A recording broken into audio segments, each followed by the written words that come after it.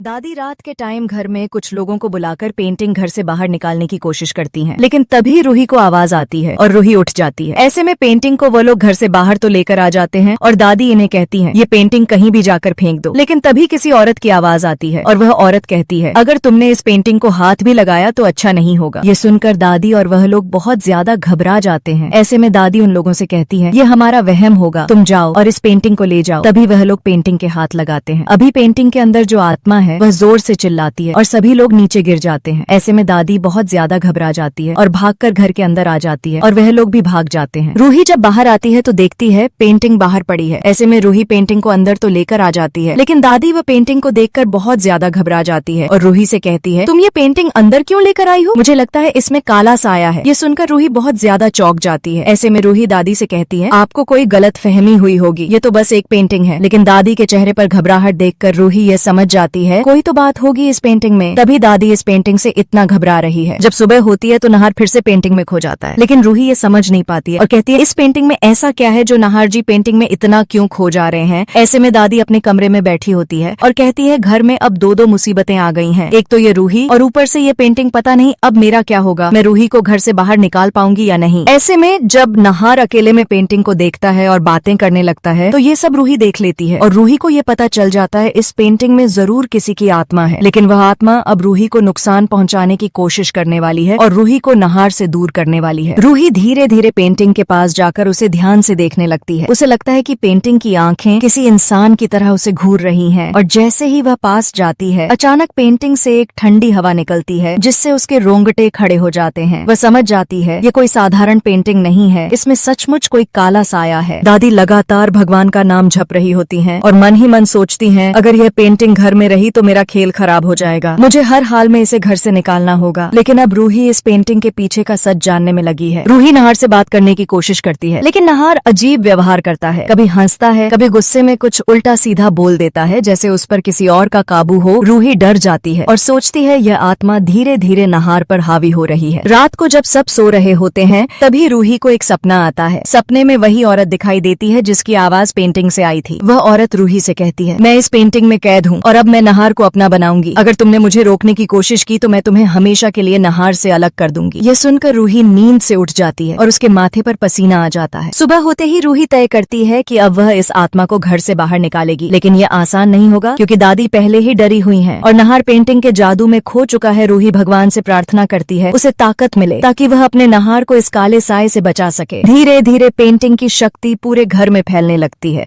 घर का माहौल बदल जाता है। बार बार बिजली का जाना, अजीब आवाजें सुनाई देना, किसी का पीछे चलना, यह सब रूही महसूस करती है। लेकिन दादी जानबूझकर चुप रहती है क्योंकि उन्हें डर है कहीं उनका राज न खुल जाए। रूही बार बार नहार को समझाने की कोशिश करती है, लेकिन नहार उसे नजरअंदाज कर देता है। वह पेंटिंग में खोकर बातें करता है जैसे कोई पुराना रिश्ता हो। रूही रोने लगती है और कहती है नहार जी आप मुझे छोड़कर इस पेंटिंग की ओर क्यों जा रहे हैं? लेकिन नहार कुछ जवाब नहीं देता। एक दिन जब नहार कमरे में अकेला होता है तो पेंटिंग से वही औरत बाहर आने की कोशिश करती है और नहार से कहती है मैं तुम्हारे साथ रहना चाहती हूँ। तभी रूही वहाँ पहुँच जाती है और देख लेती है कि पेंटिंग से धुआं निकल रहा है और नहार उसके सामने खड़ा है। रूही जोर से चिल्लाती है और भगवान का नाम लेती है। तभी धुआं वापस पेंटिंग में चला जाता है। अब रूही को पूरा यकीन हो जाता है कि यह आत्मा नहार को अपने वश में करना चाहती है और उसे नहार से अलग करना चाहती है। लेकिन रूही ठान लेती है वह चाहे कुछ भी हो जाए नहार को खुद से कभी दूर नहीं होने देगी। रूही पेंटिंग के सामने खड़ी होकर कहती है तू चाहे कितनी भी कोशिश कर ले, मैं नहार जी को तुझसे कभी दूर नहीं होने दूंगी। तूने गलत घर चुना है, यह घर भगवान का है और मैं तुझे यहाँ से निकाल कर ही दम लूंगी। दादी मन ही मन डर जाती है क्योंकि उन्हें पता है अब खेल कठिन हो गया है। अगर रूही ने ये आत्मा बाहर निकाल दी तो उनका राज भी खुल जाएगा। लेकिन रूही अब और मजबूत हो चुकी है और उसने तय कर लिया है यह लड़ाई वह पूरी ताकत से लड़ेगी।